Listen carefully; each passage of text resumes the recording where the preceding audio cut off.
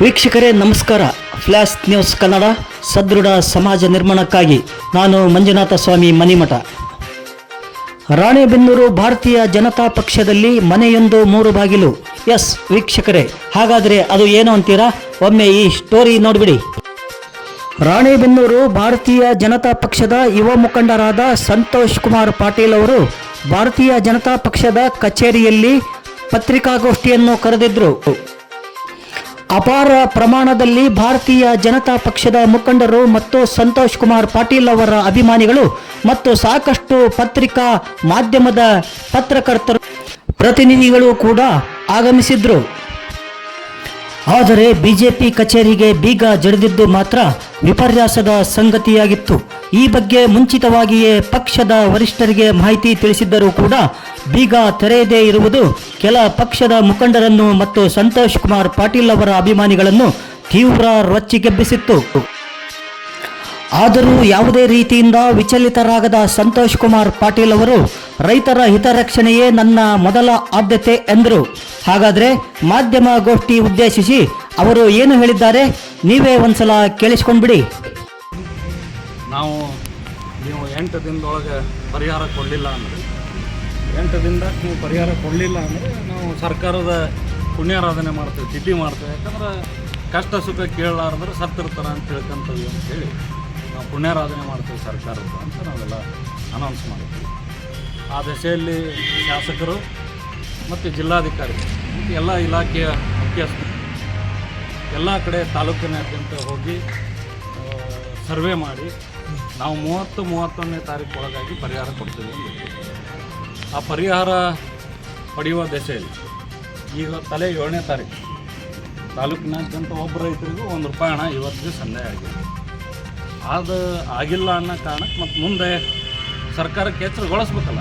ಅವ್ರು ಮೋಸ್ಟ್ಲಿ ಮುಖ್ಯಮಂತ್ರಿಗಳ ಆಯ್ಕೆ ಗೊಂದಲದಲ್ಲಿದ್ದರು, ಯಾವ ಗೊಂದಲದಲ್ಲಿದ್ದರೂ ನಮಗೆ ಐಡಿಯಾ ಇಲ್ಲ. ಸೊ ಈಗ ಸರ್ಕಾರನೂ ಸ್ಥಿರ ಆಗಿದೆ, ಮುಖ್ಯಮಂತ್ರಿಗಳು ಚೇಂಜ್ ಆಗಿದ್ದಾರೆ, ಎಲ್ಲ ಆಗಿದೆ. ರೈತ ಸಂಕಷ್ಟದಲ್ಲಿದೆ. ಮೊನ್ನೆ ಆ ಭಾಗದಲ್ಲಿ ಏನು ಅಕಾಲಿಕ ಮಳೆ ಆಗಿತ್ತು, ಆ ಭಾಗದಲ್ಲಿ ನೀವು ರೈತರ ಭತ್ತ ಇಳುವರಿ ಎಷ್ಟು ಬಂದವು ಅಂತ ಕೇಳಿದ್ರೆ 10, 2, 8 ಈ ಥರ ಇಷ್ಟು ಚೀಲ ಭತ್ತ ಬಂದ್ರೆ ರೈತರು ಬದುಕೋದು ಹೆಂಗೆ? ರೈತರ ಜೀವನ ಹೆಂಗೆ? ನೀವು 30ನೇ ತಾರೀಕು ಒಳಗಾಗಿ ಜಿಲ್ಲಾಧಿಕಾರಿಗಳೇ ಖುದ್ದು ಪರಿಹಾರ ಕೊಡ್ತೇವೆ ಅಂತ ಹೇಳಿದ್ರು. ಡಿಸ್ಟ್ರಿಕ್ಟ್ ಡಿಸಾಸ್ಟರ್ ಮ್ಯಾನೇಜ್ಮೆಂಟ್ ಅಧ್ಯಕ್ಷರಿಗೆ ಮತ್ತು ನೀವು ಮಾಡಬೇಕಲ್ಲ. ಪರಿಹಾರ ಎಷ್ಟು ಜನಕ್ಕೆ ಕೊಟ್ಟು ಹೋಗಲಿ, ಪರಿಹಾರ ಕೊಡೋದು ಮತ್ತೊಂದು ಕಡೆಗೆ. ನೀವು ಟೋಟಲ್ ಅನಾಲಿಸಿಸ್ ಏನು ಮಾಡಿರಿ ಅದನ್ನಾರ ಹೇಳ್ಬೇಕಲ್ಲ.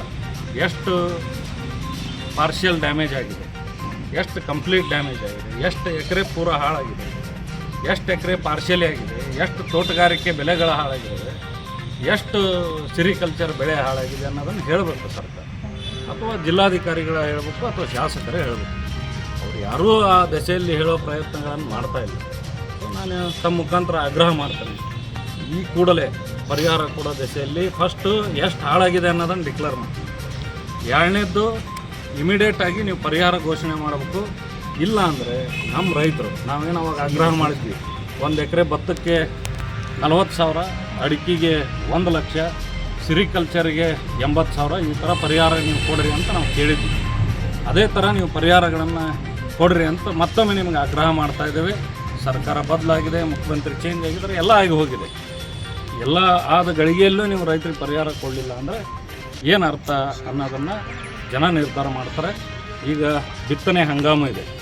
ಬಿತ್ತನೆ ಹಂಗಾಮು ಇರೋದ್ರಿಂದ ನಾವೆಲ್ಲ ರೈತರು ಸ್ಟ್ರೈಕ್ ಮಾಡೋಕ್ಕೆ ಹೋದ್ರೆ ಮೊದಲ ಪೀಕ್ ಹಾಳಾಗ್ಯಾವ ನಾವು. ಮತ್ತು ಈಗ ಬಿತ್ತೋದನ್ನು ಕೆಡಿಸ್ಕೊಂಡು ಮತ್ತೊಂದಿಷ್ಟು ಲಾಸಿಗೆ ಬರ್ತದೆ. ಆ ತೊಂದರೆ ನಮ್ಮ ರೈತರಿಗೆ ಆಗಬಾರ್ದು ಅನ್ನೋ ದೆಸೆಯಲ್ಲಿ ಮುಂದಿನ ದಿನಮಾನದಲ್ಲಿ ಇದೇ ಸ್ಥಳದಲ್ಲಿನೇ ತಾಲೂಕಿನಾದ್ಯಂತ ಎಲ್ಲ ರೈತರನ್ನ ಕರೆಸಿ ನಮ್ಮ ಹೋರಾಟದ ರೂಪುರೇಷೆ ಹೆಂಗಿರಬೇಕು, ನಮ್ಮ ಪರಿಹಾರ ಪಡೆಯೋಕೆ ನಾವೆಲ್ಲ ಹೋರಾಟಗಳನ್ನು ಯಾವ ಆ್ಯಂಗಲ್ನಲ್ಲಿ ಮಾಡ್ಬೇಕು ಅನ್ನೋದನ್ನು ನಾವೆಲ್ಲ ನಿರ್ಧಾರ ಮಾಡ್ತೇವೆ ಅನ್ನೋ ಮಾತನ್ನು ಈ ಸಂದರ್ಭದಲ್ಲಿ ಹೇಳ್ತೇನೆ.